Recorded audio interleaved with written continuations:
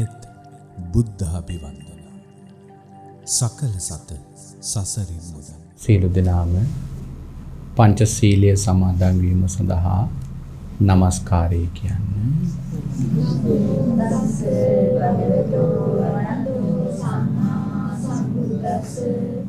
නමෝ තස්ස භගවතු වරහතෝ සම්මා සම්බුද්දස්ස. නමෝ තස්ස භගවතු වරහතෝ සම්මා සම්බුද්දස්ස. බුද්ධං සරණං ගච්ඡාමි. ධම්මං සරණං ගච්ඡාමි. සංඝං සරණං ගච්ඡාමි. ဒ ුතියම්පි බුද්ධං සරණං ගච්ඡාමි.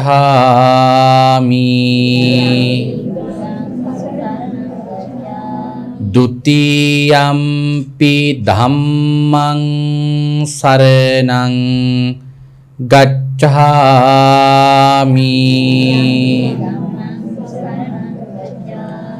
ဒ ුතියම්පි සංඝං සරණං ගච්ඡාමි.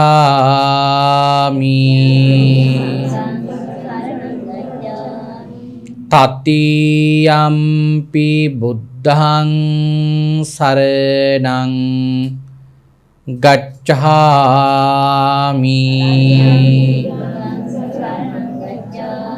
තතියම්පි ධම්මං සරණං ගච්ඡාමි.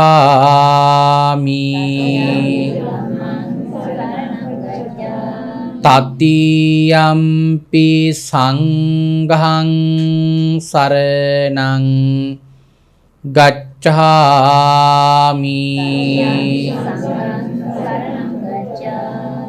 පානාති පාතා වේරමණී සික්ඛාපදං සමාදියාමි.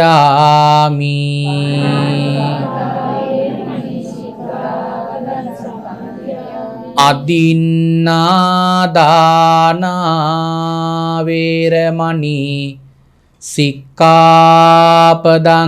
සමාදියාමි.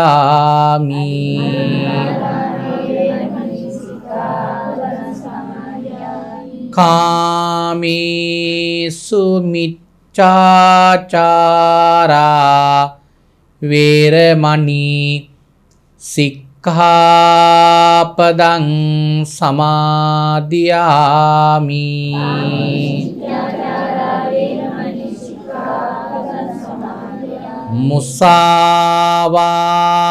මුසාවාදා වේරමණී සික්ඛාපදං සමාදියාමි.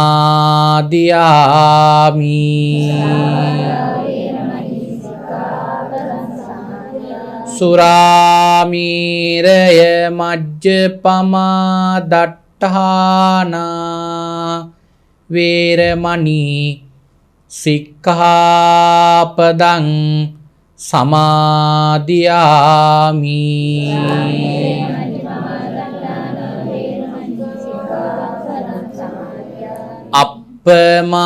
අප්පමාදේන සම්පාදේත.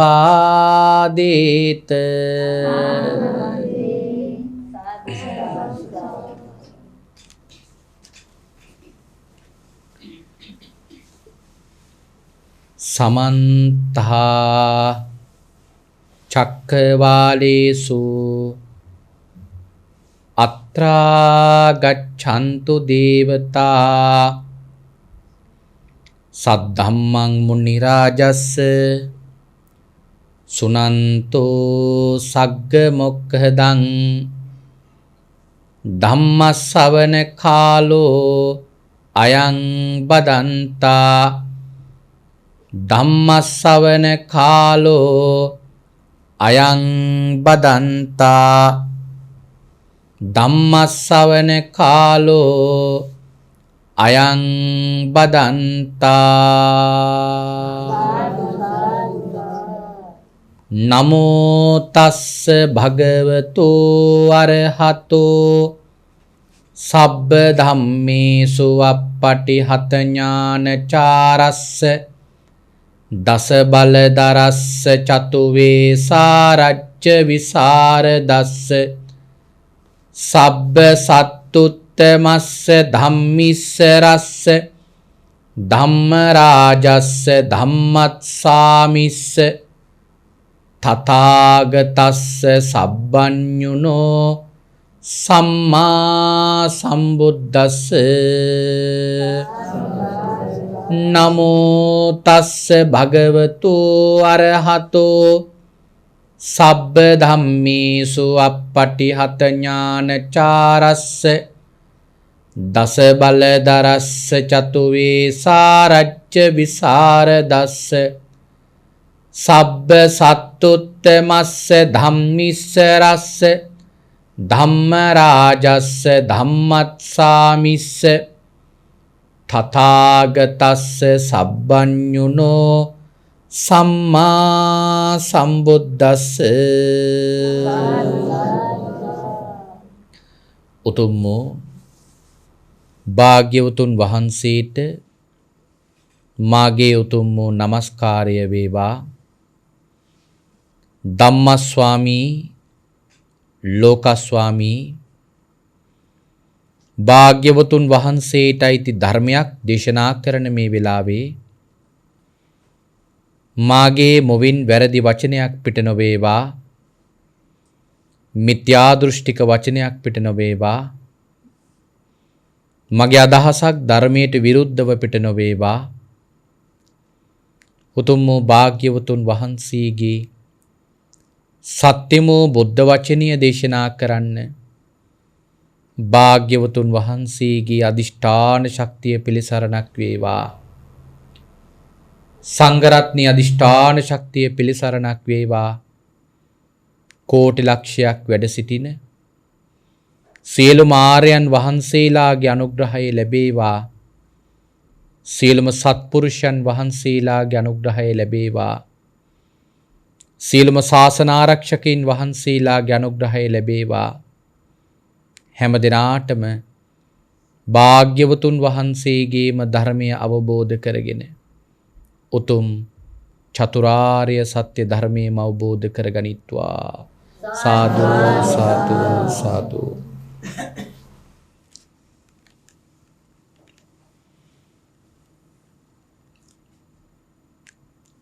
අද මේ උතුම් වූ සද්ධර්ම දේශනාව සඳහා වැඩම කොට වදාළ අති ගෞරවනීය පඬිත හාමුදුරුවන් වහන්සේ ප්‍රධාන මේ භික්ෂු ගිලන් මධ්‍යස්ථානයේ වැඩ වාසය කරන පූජනීය මහා සංඝරත්නයන් අවසරයි. ශ්‍රද්ධා බුද්ධ සම්පන්න කාරුණික ගුණගරුක පින්වත්නි, අද මේ පින්වත් හැම දිනාම මේ වෙලාවේදී බලාපොරොත්තු වන්නේ භාග්‍යවත් අරහත් සම්මා සම්බුදුරජාණන් වහන්සේ ඔබෙත් මගෙත් නිවන පිණිස මහා කරුණාවෙන් දේශනා කොට වදාළ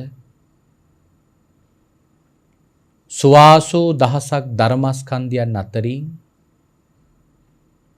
ඊ타ත්ම වටින ධර්ම කාරණාවක් ශ්‍රවණය කරන්නයි මේ ශ්‍රාවක පින්වත් පිරිස බලාපොරොත්තු වන්නේ.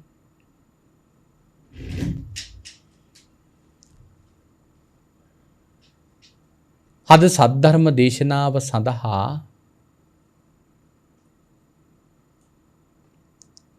මා මාතෘකා කරගන්නට අදහස් කරගත්තා ධම්මපද පාළියෙහි සඳහන් බොහෝම සුවිශේෂී ගාථා ධර්මයක්. මේ පින්වත් පිරිසට විස්තර කරන්න.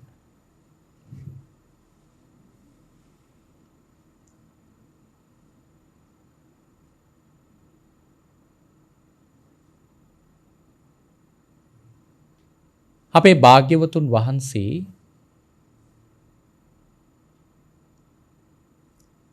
නිරන්තරයෙන් අපිට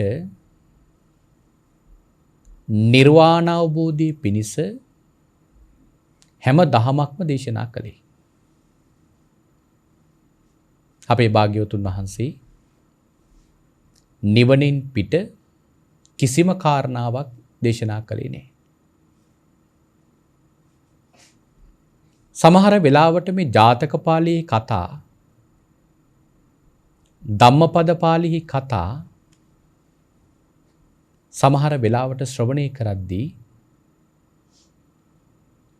කෙනෙකුගේ හිතේ ටිකක් මන්දෝත්සාහී භාවයක් තියෙනවා.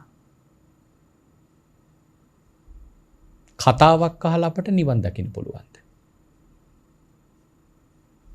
මෙහිම සමහර වෙලාවට සිතුවිලි ඇති වෙනවා. මේ කතාවක් අහලා නිවන් දකින්න බැරි නම් ඒ කාරණාව පළමුවෙන්ම ඉවත් කරන්නේ අපි නෙවෙයි භාග්‍යවතුන් වහන්සේ. මේක නිවනට ප්‍රයෝජනයක් වෙන කාරණාවක් නෙමෙයි. මේක සත්වයාව නිවනින් ඉවත් කරන කාරණාවක් කියලා භාග්‍යවතුන් වහන්සේ දැනගත්තන උන්වහන්සේ මේක ඉවත් කරන්නේ.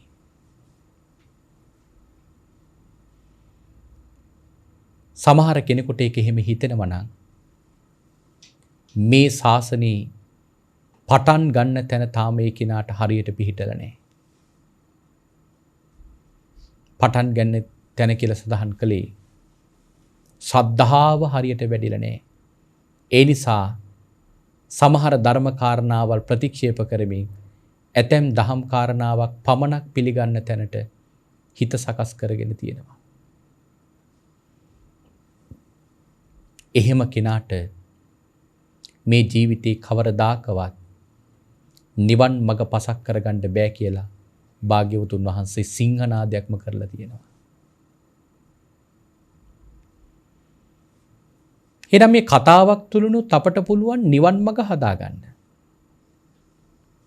ජාතක පාළියේ සඳහන් එක කතාවක් ගත්තොත් ඒකේ කොයිතරම් ගැඹුරක් තියෙනවද කියලා හරියට වැටහෙන්නේ අභිධර්මදරයෙකුට විතරයි. ජාතක පාළිය ඇතුලේ චතුරාර්ය සත්‍ය තියෙනවා. පටිච්ච සමුප්පාදය තියෙනවා. ආර්ය අෂ්ටාංගික මාර්ගය තියෙනවා. අභිධර්මයේ තියෙනවා.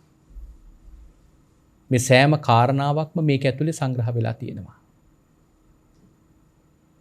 එනිසා මම අද තෝරගත්තේ මේ ජාතක පාළියේ කතාවක් මේ පිංගුතුන්ට විස්තර කරන්න.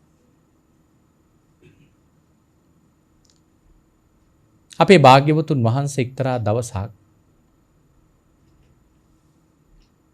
ආනන්ද තෙරුන් වහන්සේ සමග භික්ෂු මහා සංඝරත්නයේ පිරිවරාගෙන එක්තරා ප්‍රදේශයක් ළඟින් වැඩම කරනකොට ඉදිරියෙන් වැඩම කරපු භාග්‍යවතුන් වහන්සේට එක ස්ථානයක් දැකලා සිනහවක් පහළ වුණා. පිටුපසින් ගියපු ආනන්ද හාමුදුරුවෝ මේක දැකලා ආනන්ද හාමුදුරුවෝ භාග්‍යවතුන් වහන්සේගෙන් අහනවා, ස්වාමීනි බුදුවරුණා කවදාවත් නිකරුණේ සිනහවක් පහළ කරන්නේ නැහැ. ස්වාමීනි කුමක් නිසාද මේ සිනහව පහළ වුණේ? බුදුරජාණන් වහන්සේ නමකට කොහොමද හිනාවක් පහළ වෙන්නේ? අපේ ධර්මයේ කාරණාව විස්තර කරලා තියෙනවා. සමහර කෙනෙකුට සිනහවක් පහළ වෙනකොට කුහං කුහං ආදී ශබ්ද නිකුත් වෙනවා. මේ උරහිස් දෙක සෙලවෙනවා. නමුත් සම්මා සම්බුදුරජාණන් වහන්සේ නමකට සිනහවක් පහළ වුණොත් කිසිම ඉන්ද්‍රියක් සෙලවෙන්නෙත් නැහැ. කිසිම හඬක් නිකුත් වෙන්නෙත් නැහැ. බුදුරජාණන් වහන්සේට සිනහව පහළ වුණේ කොහොමද? මේ මුවේ උඩු ඇන්දේ දත් වලින් භාගයක වගේ පුංචි කොටසක් පේනවා. මදක් තොල විවර වෙලා යම් ප්‍රමාණයක් දත් වලින් පේනවා. ඒක තමයි භාග්‍යතුන් වහන්සේගේ සිනහව. එතකොට පිටිපසින් ගියපු ආනන්ද හාමුදුරන්ට කොහොමද මේක පෙනුනේ? ශබ්දයක් නිකුත් වෙන්නෙත් නැත්තම්, සෙලවීමක් වෙන්නෙත් නැත්තම්, පසුපසින් ගියපු ආනන්ද හාමුදුර කොහොමද දැක්කේ භාග්‍යතුන් වහන්සේට සිනහවක් පහළ වුණා කියලා? අට කතාවේ විස්තර කරනවා භාග්‍යවතුන් වහන්සේගේ මේ දත් අගින් තල් කඳක් තරම් විශාල විදුලි එළියක් වගේ එළියක් මොයින් නිකුත් වෙලා සිරස වටා තුන් විටක් පැදකුණු කරලා නැවතත් දත් අගින්ම අතුරුදහන් වෙනවා. ඒ සංඥාවෙන් තමයි දැනගන්නේ භාග්‍යවතුන් වහන්සේට සිනහවක් පහළ වුණා කියලා. අපේ භාග්‍යවතුන් වහන්සේ ආනන්ද හාමුදුරන්ට කියනවා, ආනන්ද, පෙර මම මකාදේව කියන රජ වෙලා ඉන්න කාලේ මම තාපසයෙක් හැටියට ධානය වැඩුවේ මෙන්න මේ භූමියේ. ඒ ධාන සුවේ විඳපු ස්ථානයේ දැකලයි මට සිනහවක් පහළ වුණේ කියලා භාග්‍යවතුන් වහන්සේට කෙටියෙන් ආනන්ද හාමුදුරන්ට පිළිතුරක් දුන්නා. කෙටියෙන් අහපු මේ කාරණාව පිළිබඳව දීර්ඝ විස්තරයක් දැනගන්න කැමති වෙච්ච ආනන්ද හාමුදුරුවෝ භාග්‍යවතුන් වහන්සේට කියනවා, ස්වාමීනි, මම කැමති ඒ කාරණාව දැනගන්න ඒ දේශනාව කරන සේක්වා කියලා ආරාධනාවක් කරනවා. අපේ භාග්‍යවතුන් වහන්සේ දේශනා කරනවා, පෙර වේදේහ කියන රටේ මකාදේව කියලා රජෙක් හිටියා. මේ මකාදේව රජතුමා දීර්ඝ ආයුෂ තියෙන රජ කෙනෙක්. මේ මකාදේව රජතුමා රාජ්‍ය කරන කාලේ එක්තරා දවසක් මගුල් කපුවට කතා කරලා කියනවා, මගේ හිසේ පැසුණු කෙසක් දැක්කොත් නොසඟවා නොපමාව ඒක මට ප්‍රකාශ කරන්න.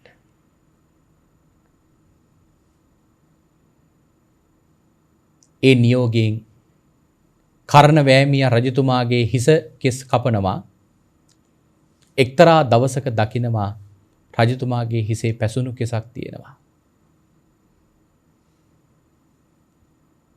මගුල් කපුවා රජතුමාගේ නියෝගය නිසා රන් අඬුවකින් ඒක ගලවලා රජතුමාගේ අතේ තැබුවා. ඒ සංඥාවෙන් රජතුමාට දැනලා තියෙන්නේ මරණය දැන් නලල ළඟට එනකම් ඇවිල්ලයි කියලා. වන සංසාරේ හිත දියුණු කරපයට එන සිතුවිලි සමහරලාවට අපිත් හිසේ පැසුණු කෙසුත් තියෙනවා. අපේ හිසේ පැසුණු කෙසක් දැක්කොත් අපට මොන වගේ සංඥාවක්ද හිතෙන්නේ? ඒක උදුරලා දාන්න හිතෙනවා. එහෙම නැත්නම් සුදු කොණ්ඩේ කළු කරන්න හිතෙනවා. ඇත්තටම අපි එකකින් කරන්නේ මොකද? හිත රවට්ටා ගැනීම. නමුත් ඒ සංඥාව දක්වන්නේ මොකක්ද? දැන් තමන් එන්න යන්නේ මහලු වියටයි කියන පණිවිඩය අපිට මේ ලබලා දෙන්නේ. රජතුමා මේ සංඥාව හිතට අරගෙන රජතුමා හිතනවා, දැන් මම රජ කළා ඇති. දැන් මම යන තැනට වැඩක් කරගත යුතු කාලයක්. එනිසා තමන්ගේ පුතුන් අතරින් ජේෂ්ඨ පුත රත්නයට කතා කරලා කියනවා, මෙතෙන් පටන් නුඹ මේ රාජ්‍ය ධාර්මිකව පවත්වාගෙන යන්න. මම යනවා පැවිදි වෙන්න. පුතා අහනවා ඇයි මහරජා මේ තරම් ඉක්මනට මොයි තීරණය ගත්තේ? ඒ වෙලාවේ කියනවා සත්වයන්ගේ හිසට මේ පැසුණු කෙසක් ඒම මරණය ලං වූ බව කියන පණිවිඩය. දැන් මමත් ඒ මරණයට සූදානම් වෙන්න ඕන කාලයයි පුත. දැන් මම ජරාවට පැමිණිලා. දැන් මට තියෙන්නේ රජකම් කරන කාලේ නෙවෙයි. දැන් එළබිලා තියෙන්නේ මම පැවිදි වෙන කාලයයි. ඒ නිසා පුත මම ඍෂි ප්‍රෞජ්‍යාවෙන් පැවිදි වෙනවා. මෙතෙන් පටන් මේ වේදේහ රට ධාර්මිකව පාලනය කරන්න කියලා පුතාට බාර දීලා මඛාදේව රජතුමා ඍෂි ප්‍රෞජ්‍යාවෙන් පැවිදි වෙලා තාපසවරයෙක් හැටියට ධාන සමාපatti ලැබලා කාලය ගත කරා. මෙහෙම කාලයක් යනකොට මරණයටපත් වෙලා ධාන සුවයෙන්ම මරණයටපත් වෙච්ච නිසා ගිහිල්ලා ඉපදුනා බ්‍රහ්ම ලෝකේ.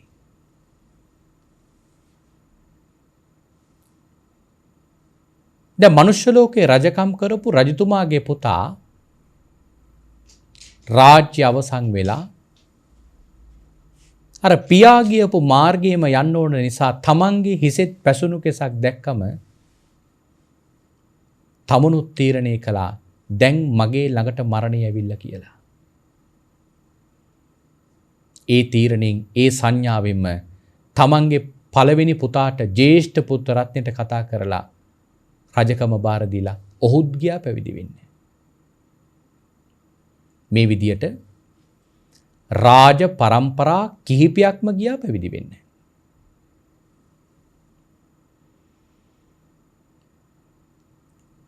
දැන් මේ මඛාදේව රජතුමා බ්‍රහ්ම ලෝකයේ ඉඳගෙන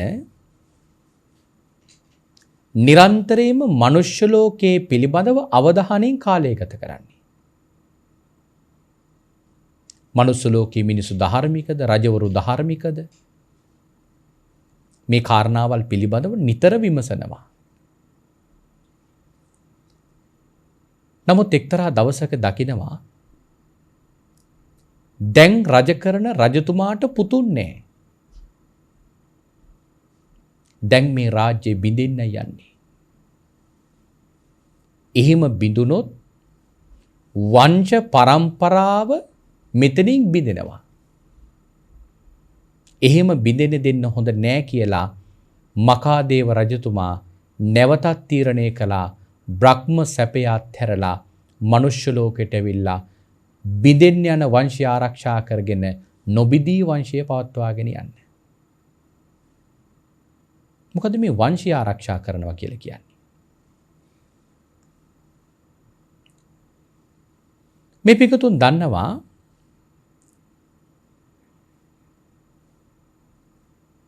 අපේ භාග්‍යවතුන් වහන්සේ උත්පත්තිය ලැබපු වංශය. ඒ වංශය හඳුන්වන්නේ මොන වංශය කියලාද? ශාක්‍ය වංශය. මේ ශාක්‍ය වංශයේ ආරම්භය ගත්තොත් කවදා කොතනදී ආරම්භ වෙච්ච වංශයක්ද? කොතනින් ආරම්භ වෙච්ච පරම්පරාවක්ද? පරම්පරාව ගැන කතා කරනවා නම් මේ පිටුතුන් අහලා ඇති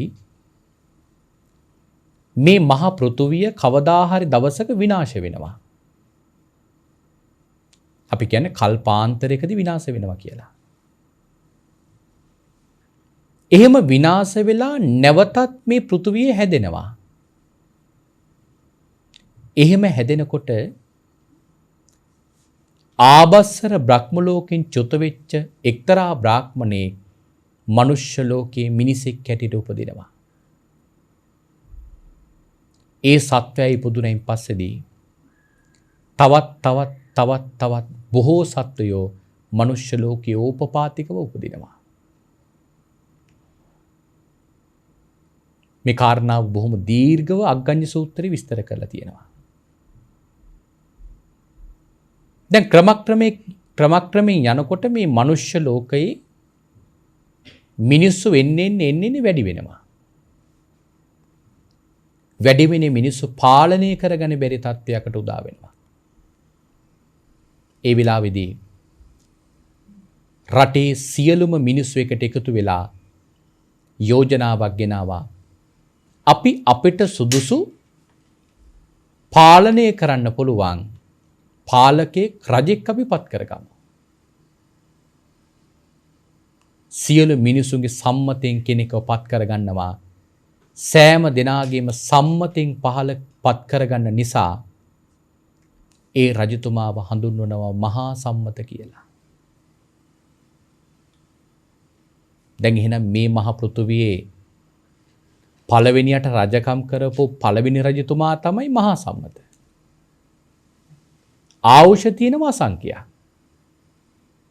අසංඛ්‍යයක් කියන්නේ 1.0ක් යොදන ගානට අපි කියනවා 10 කියලා. 1 ලියල බිංදු 2ක් දැම්මොත් කියනවා 100 කියලා. 3ක් දැම්මොත් කියනවා 1000 කියලා. 5ක් දැම්මොත් කියනවා ලක්ෂ කියලා. 7ක් දැම්මොත් කියනවා කෝටිය කියලා. ඔන්න ඔහොම අසංඛ්‍ය කියලා කියන්නේ අංක 1 ලියල බිංදු 140ක් ලියාගෙන ගියොත් ඒ ඉලක්කමට කියනවා පින්වතුනි අසංඛ්‍ය කියලා. මේ මහා සම්මත රජතුමාට ආයුෂ තිබෙන ඔන්න තරම් අති දීර්ඝ කාලයක්. ඒ මහා සම්මත රජතුමාගෙන් පස්සේදී ඊට පස්සේ රාජ්‍ය කළේ මහා සම්මත රජතුමාගේ පුතා. ඔහුටත් තිබුණ අසංඛ්‍යයක් ආයුෂ. ඔහුගෙන් පස්සේදී රාජ්‍ය කරේ ඔහුගේ පුතා. ඔහුටත් තිබුණ අසංඛ්‍යයක් ආයුෂ. මෙන්න මේ විදියට පියාගෙන් පුතාට පියාගෙන් පුතාට පියාගෙන් පුතාට මේ රාජ්‍ය කිසිම තැනකින් බිඳෙන්නේ නැතුව රාජ පරම්පරාව අරගෙන ආවා. මෙහෙම එනකොට එක්තරා කාලයක රජෙක් පහළ වෙනවා ඔක්කාක කියලා. මේ ඔක්කාක රජතුමාට හිටියා පුතුන් 4 දෙනයි දියණිවරුන් 5 දෙනයි. හැබැයි අකාලයේ තමන්ගේ අග්‍ර මහේෂිකාව මරණයටපත් වුණා. නැවතත් වෙනත් කාන්තාවක් අග්‍ර මහේෂිකා තනතුරට පත් කරගෙන රාජ්‍ය පවත්වාගෙන ගියා. ඇය අග්‍ර මහේෂිකාව බවට පත් කරන දවසේ පොරොන්දුවක් වෙනවා. නුඹ කැමති දෙයක් තියෙනවා නම් මට කියන්න මං නුඹ ඉල්ලන ඕනම දෙයක් දෙන්නම් කියලා. නමුත් අග්‍ර මහේෂිකාව කවදාකවත් දෙයක් ඉල්ලුවේ නැහැ. මෙහෙම යනකොට මේ රජතුමාට දාව ඇයට පුතෙක් උපන්නා. පුතා උපන් දවසේ රජතුමාට ගිහිලා කියනවා මහරජ නුඹ එදා කිව්වා නේද මම කැමති දෙයක් ඉල්ලන්න කියලා. මට වෙන කිසිම දෙයක් එපා. පුළුවන් නම් මගේ පුතාට ඔබෙන් පස්සේදී රාජ්‍ය පවරන්න. දැන් රජතුමාට මේ ඉල්ලීම පැහැර හරින්න බෑ. මොකක් නිසාද? ඔක්කාක රජතුමා පොරොන්දු වුණා බිරිඳට කැමති දෙයක් ඉල්ලන්න ඕන දෙයක් මං කරලා දෙන්නම් කියලා. එකල යම් පොරොන්දුවක් වුණොත් ඒ පොරොන්දුව කඩ කරන්නේ නැහැ. දැන් ඔක්කාක රජතුමාට තීරණය කරන්න වෙනවා පුතාට රජකම දෙන්න. හැබැයි දැන් තව දරුවෝ 4 දෙනෙක් ඉන්නවා. මේ දරුවෝ 9 දෙනාටම කතා කරලා කියනවා මගෙන් පස්සේදී නුඹලාට ඊළඟ රජතුමාගෙන් කොයිතරම් ආරක්ෂාවක් ලැබෙනවද කියලා මම දන්නේ නැහැ. ඒ නිසා නුඹලා යන්න. අන්න අතන ආයුධ තියෙනවා, අතන ධනෙ තියෙනවා, අතන පිරිසක් ඉන්නවා. මේ සියල්ලක්ම අරගෙන පිරිසත් එක්ක ගිහිලා නුඹලා කැමති පළාතකට ගිහිල්ලා නගරයක් හදාගෙන ඒ නගරේ ජීවත් වෙන්නේ කියලා ඔක්කාක රජතුමා දරුවන් 9 දෙනාට නියෝග කළා. මේ 9 දෙනා යනවා එක්තරා ප්‍රදේශයකට. ඒ ප්‍රදේශයේ හිටිය කපිල කියලා ඍෂිවරයෙක්. කපිල ඍෂිවරයාගෙන් තමන්ගේ හිතේ තියෙන අදහස විමසනවා. අපට නගරයක් කරගන්න ඕන. ඒ නගරය කරගන්න පුළුවන් සුදුසු භූමිය කොහෙද? ඒ වෙලාවේදී කපිල ඍෂිවරයා කියනවා දරුවනේ නුඹලාට රාජ්‍යයක් කරන්න සුදුසු එකම භූමිය තමයි මම මේ ඉන්න භූමිය. මේ භූමියේ මැඩියෙක් ඉපදුනොත් වෙනත් ප්‍රදේශයක ඉපදෙන ගැරඩින් මරාගෙන කනවා. මේ භූමියේ මුවෙක් ඉපදුනොත් වෙනත් ප්‍රදේශයක ඉපදිච්ච කොටි සිංහයෝ මරාගෙන කනවා. ඒ තරම් මහා ආනුභාව ශක්තියක් කායික බලයක් මේ භූමිය උපන් සත්‍යයන්ට ලැබෙනවා. දරුවෝ 9 දෙනා කපිල ඍෂිවරයාගේ ආරාධනාවට අනුව ඒ භූමියේ නගරයක් කළා. කපිල ඍෂිවරයාට උපහාරයක් පිණිස ඒ නගරය ඔහුගේ නමින්ම නම් කළා. ඒ නිසා ඒ නගරය හැඳින්වුවා කපිල නගරය. එහෙම නැත්නම් අපි කවුරුත් දන්න කපිල වස්තුව.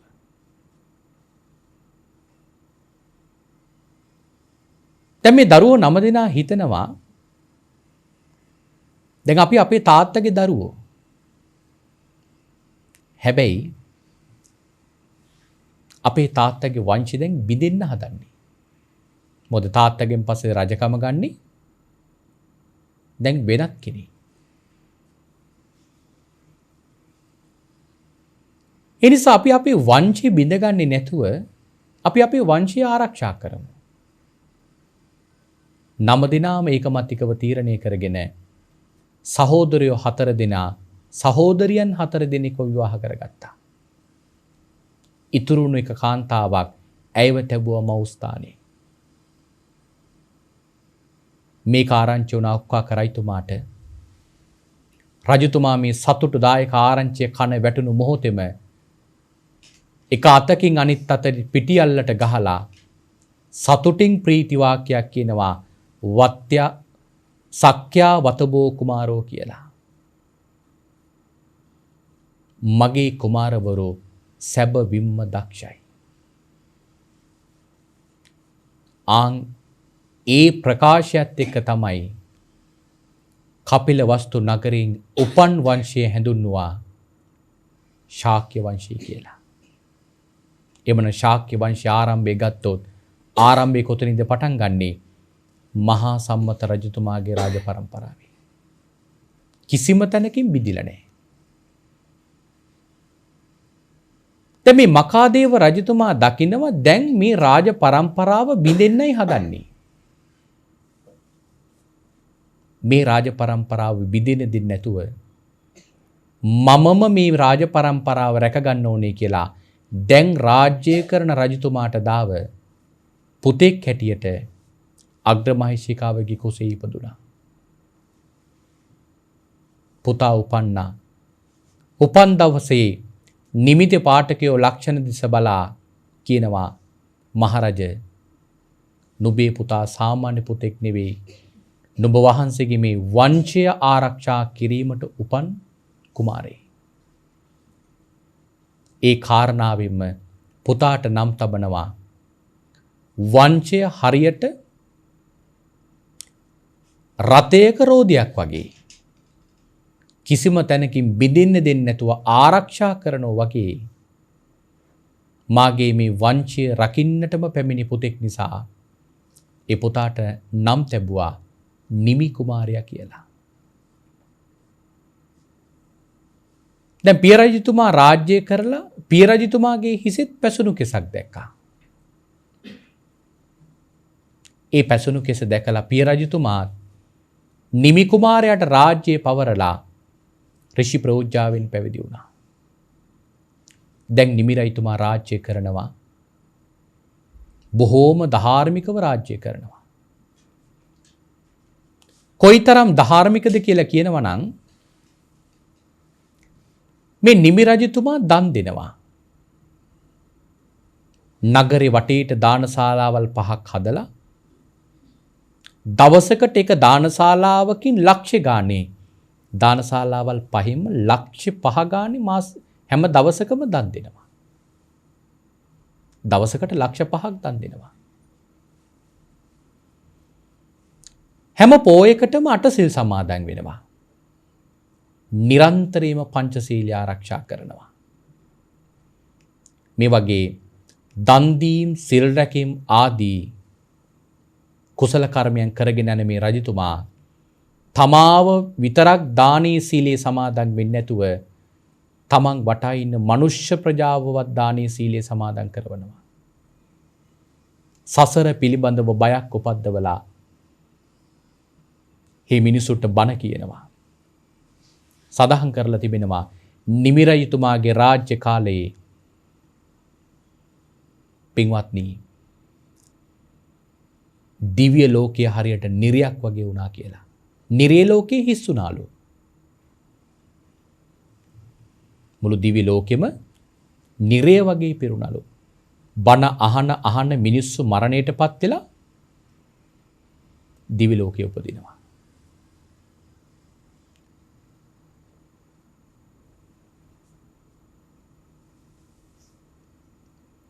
දැන් මේ නිමි රජතුමා මේ විදියට දන් දීම්, සිල් රැකීම් ආදී දේවල් කරගෙන යනකොට දවසක් මේ නිමි රජතුමාට මෙන්න මෙහෙම සිතුවිල්ලක් පහළ වෙනවා. මම දන් දෙනවා, මම සිල් ගන්නවා, මම මිනිසුන්ව දානීය සමාදන් කරවනවා, මම මිනිසුන්ව සීලෙහි සමාදන් කරවනවා, දන් දීම්, සිල් රැකීම් කියන මේ දෙකම මම මිනිස්සු වෙනුවෙන් කරනවා. දානයයි සීලයයි කියන කාරණාව ගත්තොත් වැඩිපුර මහත්ඵල වෙන්නේ දානයේද සීලයේද කියලා හිතන්න පටන් ගන්නවා. දැන් රජතුමාගේ හිතේ සැකයකුයි මේ උපදින්නේ. දන් දින එකද වඩාත් හොඳ සිල් ගන්න එකද? මේ සිතුවිල්ල හිතට එනකොටම මේ මහ පොළොව පිංගුතුනි විශ්කම්භයේ තියෙනවා යොදුන් 2,50,000. 2,40,000. යොදුන් 2,40,000ක් විශ්කම්භයේ තියෙන මේ මහ පොළොව එකපාරටම කම්පා වුණාලු. සක්දෙවිඳුන්ගේ යොදුන් 60ක් කුස, යොදුන් 60ක් දිග, යොදුන් 50ක් පළල, යොදුන් 15ක් කුස පාණ්ඩු කම්බල ශෛලාසනේ උණුනාලු. රජතුමාට මෙහිම සැකයක් ඉපදුනා කියලා. ඒ කාරණාවෙන් රජතුමාගේ සිතේ මේ සැකය දුරු කරන්න සක්‍ර දේවේන්ද්‍රයන් වහන්සේ එක්තරා රාත්‍රියක රජතුමාගේ ළඟට එනවා. ඇවිල්ලා කියනවා මහරජ නුඹ කැමති ප්‍රශ්නයක් තියෙනවා නම් මගෙන් අහන්න. මන් ඔබ අහන ඕනම ප්‍රශ්නයකට පිළිතුරක් දෙන්න මම සූදානම්. මේ වෙලාවේ අහනවා නිමි රජතුමා දේවයන් වහන්සේ දානයයි සීලයයි කියලා දෙකක් තියෙනවා. වඩාත් මහත්ඵල වෙන්නේ දානයද සීලයද කියලා අහනවා. එතකොට කියනවා මහරජ දානයයි සීලයයි කියන කාරණාවල් දෙක අතරින් සීලය තමයි මහත්ඵල වෙන්නේ, මහානිසංස ලැබෙන්නේ. කුමක් නිසාද කියලා කියනවා නම් අතීතයේ මේ මනුෂ්‍ය ලෝකයේ හිටියා දුදීපය, සාගර, සේල, මුචලින්ද, භගීරථය, උසීනරය කියලා සිටු පුත්‍රයෝ එක්තරා ප්‍රමාණයක්. මේ සිටු පුත්‍රයෝ නිරන්තරයෙන්ම දන් දුන්නු සිටු පුත්‍රයෝ ටික. හැබැයි මහරජ මේ සිටු පුත්‍රයෝ මහා දන් දුන්නා මරණින් මතුව ගිහිල්ලා උත්පත්තිය ලැබුවේ කොහෙද? දිව්‍ය ලෝකේ. මහරජ එකල මනුෂ්‍ය ලෝකේ හිටියා යාමහනු, සෝමයෝග, මනෝජව, සමුද්‍ර, මාග, භරත කියලා තාපසවරු 11. මේ තාපසවරු 11 හොඳින් සිල් රැක්කා, මරණයට පත් වෙලා ගිහිලා උත්පත්ති ලැබුවේ කාම ලෝකය අභිභවනය කරලා බ්‍රහ්ම ලෝකේ. එහෙනම් මහරජ දානයයි සීලය කියන කාරණාවල් දෙක ගත්තොත් සීලය තමයි මහත්ඵල වෙන්නේ දානයට 10000 ගුණයකට වඩා.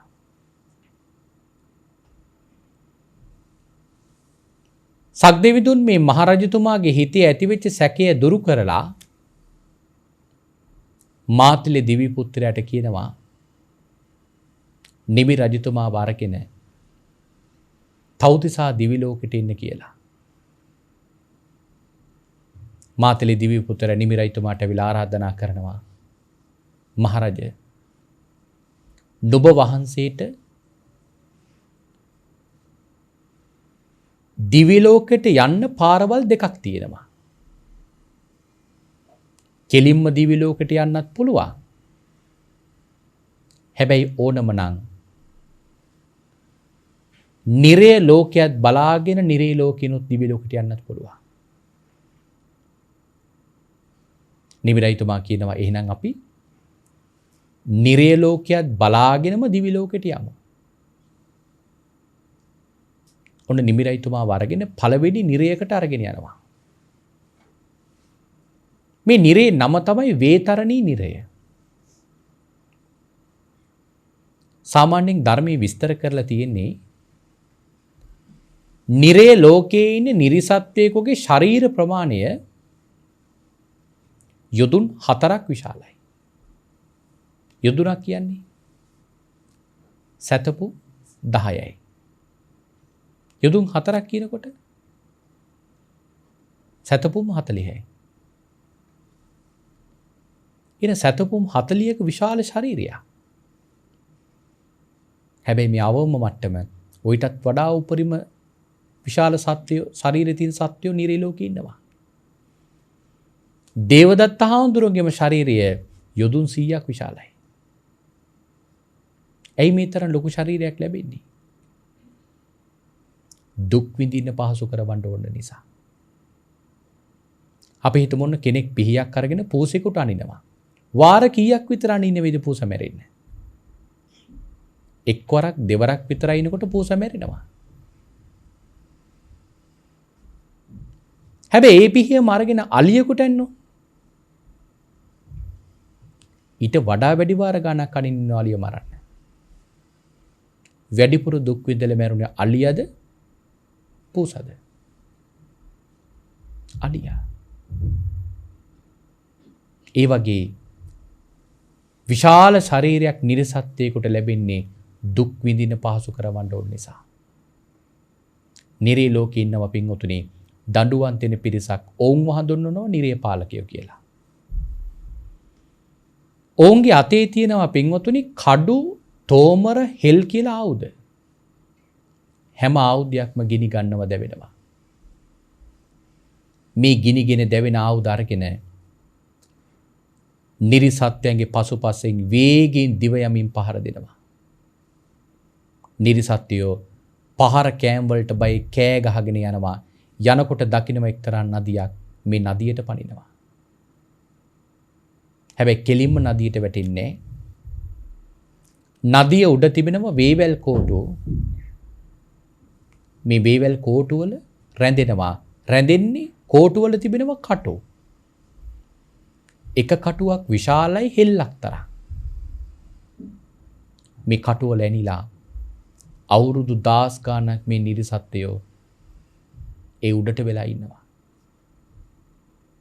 තවත් කාලයක් යනකොට තවත් පහළට වැටෙනවා. යට තියෙනවා තල් කඳන් තරම් විශාල උල් වර්ගයක්. ඒ උල් වල ඇනිලා තවත් වර්ෂ 10 ගානක් දුක් විඳිනවා. තවත් පහළට යනකොට තියෙනවා පොකුණ මත නෙළුම් පත්‍ර. හැම නෙළුම් පත්‍රයකම පිහිතල තිබෙනවා. අර පිහිතල වලට කැපි කැපි තවත් වර්ෂ 10 ගානක් දුක් විඳිනවා. එහිම ඉඳලා ජලය ඇතුළට වැටෙනවා. ජලයේ යට තිබෙනවා උල්. ජලයේ මතු පිට තිබෙනවා පිහිතල. උල් වලට ඇනි ඇනි පිහිතල වලට කැපි කැපි වර්ෂ 1000 ගානක් දුක් විඳිනවා. මෙහිම දුක් විඳින නිර්සත්වයෝ කාලෙකදී නැවතත් උඩට මතුවෙනවා. නිරේ පාලකයෝ උඩින් බිලි කොකු දාලා අර නිර්සත්වයන් වැදලා උඩට ගන්නවා. උඩට ගන්නකොට කෑ ගහනවා මට බඩගිනි පිපාසයි කියලා.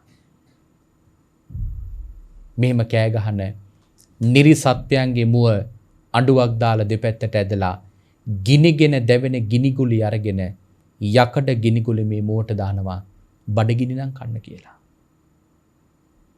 මෝට වැටේ මේ ගිනිගුලි උගුර දවාගෙන පපුව දවාගෙන කුස දවාගෙන අදෝභාගයෙන් එළියට එනවලු.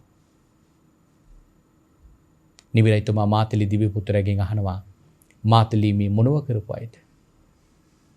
මහරජ මනුෂ්‍ය ලෝකේ ඉන්න කාලේදී මේ පිරිස බලයෙන් නිලතල වලින් පිරිස් බලයෙන් ධනයෙන් බලවත් වෙලා. එහෙම බලවත් වෙලා ඉන්නකොට බලේ නැති දුබලයන්ට හිංසා කරලා. ආන් එහෙම දුබලයන්ට හිංසා කරපු නිසා තමයි මහරජ අද මේ වගේ වේතරණී නිරයක කල්ප ගණන් දුක් විඳින්නේ. එහෙනම් හිතන්න පින්වතුනි අකුසල් කරනකොට නම් අපට හරි සතුටුයි. අපි හරි සතුටින් අකුසල් කරනවා. අපට උගන්වලා තියෙනවනේ. මදුවා මඤ්ඤති බහලෝ යාව පාපංන පච්චති. කරන කලට පව් මිහිරිය මීසේ විඳින කලට දුක් දැඩිසේ ගිනිසේ. අපි ඕක දන්නවා. පවක් කළොත් මෙහිම විපාකයක් ලැබෙනවයි කියලා දන්නවා. නමුත් හිත පාලනය කරගන්න බැරුව සමහර වෙලාවට අපි පාපයේ වෙනුවෙන් අපේ හිත වැය කරනවා. නිර්පරාදී වටින ජීවිතයක් වැඩකට නැති අකුසලයක් වෙනුවෙන් වැය කරලා බොහෝ අකුසල් රැස් කරගෙන අකුසල් රැස් කරගන්න සත්වයෝ සංසාරයේ පිංගුතුනි මේ වගේ නිර්යාදී දුක් වලට ගිහිල්ලා තැන් වලට ගිහිල්ලා අප්‍රමාණ දුක් විඳිනවා. නිමි ජාතකයේ සාකච්ඡා කරන්න ගියොත් අති දීර්ඝ ජාතකයක්. මේ වගේ නිරී ලෝකයන් පිළිබඳව බොහෝ විස්තරමින් නිමි ජාතකයේ තිබෙනවා. නමුත් කාල වේලාව අපට ඒ සඳහා ප්‍රමාණවත් වෙන්නේ නැති නිසා අපි මේ දේශනාව මෙතකින් නිමාවටපත් කරනවා. හැම දිනම උත්සාහ කරන්න පුළුවන් තරම් තමන්ගේ හිත රැකගෙන කුසලයකට හිත නැඹුරු කරගන්න. එසේ කුසල් වඩන වීරිය වඩන ධර්ම ශ්‍රාවක පින්වත් හැම දිනාටම නිරන්තරයෙන්ම කුසල් වඩන්නම වීරිය උපදීවා. ශ්‍රද්ධාව පහළ වේවා. ප්‍රඥාව පහළ වේවා. හැම දිනාටම සසර දුකින් එතර වීමේ මාර්ගය අවබෝධ කරගන්නට හැකියාව ශක්තිය ධෛර්යය ලැබේවා කියලා අපි මේ වෙලාවේ සාදු කියා සෙත් ප්‍රාර්ථනා කරනවා. අද මේ උතුම් වූ දේශනාවේ දායකත්වයේගෙන කටයුතු කරනු ලබන්නේ කුරුවිට තෙප්පනාව පහළගම පදිංචි HAP හෙට්ටිආරච්චි මහත්මිය ඇතුළු පවුලේ පින්වත් පිරිස. එයත් බලාපොරොත්තු වෙනවා RK විජේරත්න පියාණන්ගේ 90 වන ජන්මදිනය සිහිපත් කරලා 2019 12 වන දිනට වසර 90ක් සම්පූර්ණ වෙන ඒ ආදරණීය පියාණන්ට ආශිර්වාදේ කරන්නට අද මේ උතුම් සද්ධර්ම දේශනාවෙන් බලාපොරොත්තු වෙනවා. එහෙමනම් ඒ ආදරණීය පියාණන්ට නිදුක් භාවයේ ලැබේවා, නිරෝගීමත් භාවයේ ලැබේවා,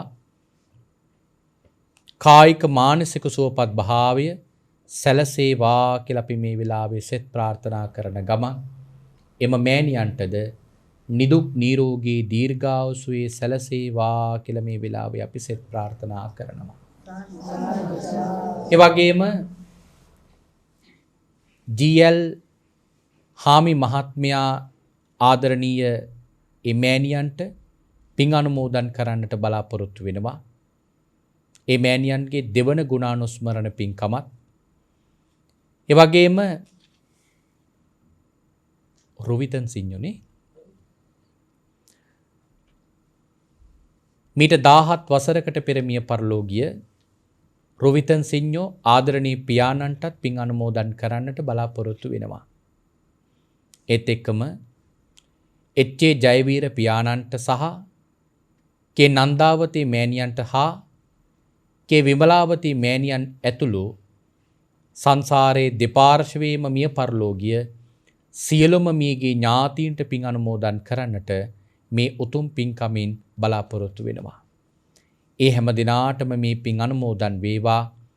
හැම දිනාටම නිදුක් හැම දිනාගේම සංසාර ජීවිතය සුවපත් වේවා. ඕනෝන් ප්‍රාර්ථනා කරන බෝධියකින් උතුම් චතුරාර්ය සත්‍ය ධර්මයම අවබෝධ කර ගනිත්වායි සාදු කියා අපි මේ වෙලාවේ පින් අනුමෝදන් කරමු. ඒ වගේම මේ උතුම් භික්ෂු විලන් මස්ත්‍යස්ථානයේ වැඩ වාසය කරන සීලුම මහා සංඝරත්නයටත් දේශකයන්න් වහන්සේ වන අපටත් සෙත් ප්‍රාර්ථනා කරන්නට බලාපොරොත්තු වෙනවා. ඒ වගේම අද මේ උතුම් සද්ධර්ම දේශනාව ශ්‍රවණය කිරීමට වැඩම කොට වදාළ අතිගෞරවනීය ඒ පඬිත හාමුදුරන් වහන්සේටත් අපි මේ වෙලාවේ සෙත් ප්‍රාර්ථනා කරනවා. උන්වහන්සේටත් සම්බුද්ධ ශාසනයේ යහපත් ශාසනික ගමනක් ගමන් කරන්නට මේ උතුම් සද්ධර්ම දේශනාවෙන් ලබන සියලු කුසල ධර්මියෝ හේතු වාසනා වේවා කියලා අපි මේ වෙලාවේදී සෙත් ප්‍රාර්ථනා කරනවා. ධර්ම ශ්‍රවණය කරපු ඔබ හැම දිනාටමත් සියලු බලාපොරොත්තු පැතුමන් නිතු වේවා. නිදුක් භාවයේ ලැබේවා, නිරෝගීමත් භාවයේ ලැබේවා. අවසානයේදී ඔබ අප හැම දිනාටම කෙටිම කාලයකින් පහසුම ආකාරයෙන් සීල දුකින් මිදෙම්වා. ඒ සියලු කෙලෙස් බරින් නිදහස් වෙම්වා. අජර වූ අමර වූ නිවන ලැබ සැනසෙන්නට මේ උතුම් කුසල් උතුම් පාරමිතාවක්ම වේවායි සාදු සාදු සාදු කියා ප්‍රාර්ථනා කරගමු. ආකාසට්ටහා ච බුම්මට්ටහා දේවා නාග මහිද්దికා පුඤ්ඤන්තං අනුමෝදිත්වා චිරන් රක්ඛන්තු සම්මා සම්බුද්ධ ශාසනං. ආකාසට්ටහා ච බුම්මට්ටහා දේවා නාග මහිද්దికා පුඤ්ඤන්තං අනුමෝදිත්වා චිරන් රක්ඛන්තු සම්මා සම්බුද්ධ දේශනං. ආකාසට්ටහා ච බුම්මට්ටහා දේවා නාග මහිද්దికා පුඤ්ඤන්තං අනුමෝදිත්වා චිරන් රක්ඛන්තු සම්මා සම්බුද්ධ ශාවකං.